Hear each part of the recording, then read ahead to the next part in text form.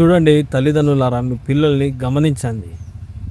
మీ పిల్లలు ఏం చేస్తున్నారనేది నువ్వు తెలుసుకోకపోతే తల్లిదండ్రులారా మీరే నష్టపోతారు.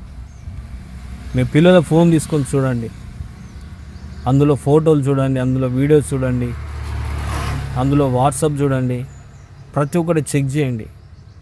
మీ పిల్లలు మిమ్మల్ని మోసం చేస్తున్నారు.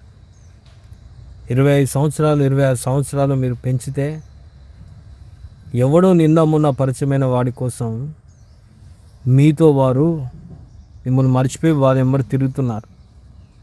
జాగ్రత్త.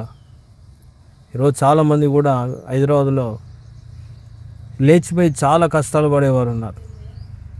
ఒకవేళ ఇంటికి తిరిగి వెళ్దామన్నా కూడా తల్లిదండ్రులు ఇంటికి రాని అని పరిస్థితి. ఎక్కడైనా చదువుకో అనే మాటలు చాలా విన్నానండి. కనుక నీ ముందే మీ బిడ్డైనా మీ కొడుకైనా సెల్ ఫోన్ ఒత్తుతా ఊకే చాటింగ్ చేస్తూ ఉంటారు. సెల్ ఫోన్ లేకుండా బయటికి పోరు.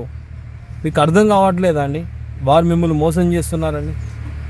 వాట్సాప్కు లాకే, ఆ గ్యాలరీకి లాకే, వీడియోలకు లాకే, ఫోన్కు లాకే, ప్రతి ఒక్క దానికి లాక్ అంటే మీకు అర్థం కావట్లేదా? మీ పిల్లలు మీ కన్నులు కప్పుతున్నారని. జాగ్రత్త, అది మీరే అనుభవించాలి లాస్ట్కి. ఇట్లనే హన్మకొండలో ఒక అపార్ట్మెంట్లో ఒక అమ్మాయిని ఒక వ్యక్తి ప్రేమించాడు. మాయమాటలు చెప్పి లేపుకొని వెళ్ళిపోయాడు. ఆ అమ్మాయి ఇంట్లో ఉన్న బంగారం అంతా తీసుకొని వెళ్ళిపోయింది. ఒక నెల అండి అటు ఇటు తిరిగాడు. కథ నెల రోజులు కానీ ఆ బంగారం మొత్తం డబ్బంతా తీసుకుని వెళ్ళిపోయాడు. ఆమెను విడిచిపెట్టేశాడు. వాడు ఓడో అంటే వాడికి అసలు ఏం లేదండి. వాడి ప్రాపర్ కూడా ఇక్కడ కాదు. అంటే అంత భయంకరమైన మోసగాళ్ళు ఉన్నారు.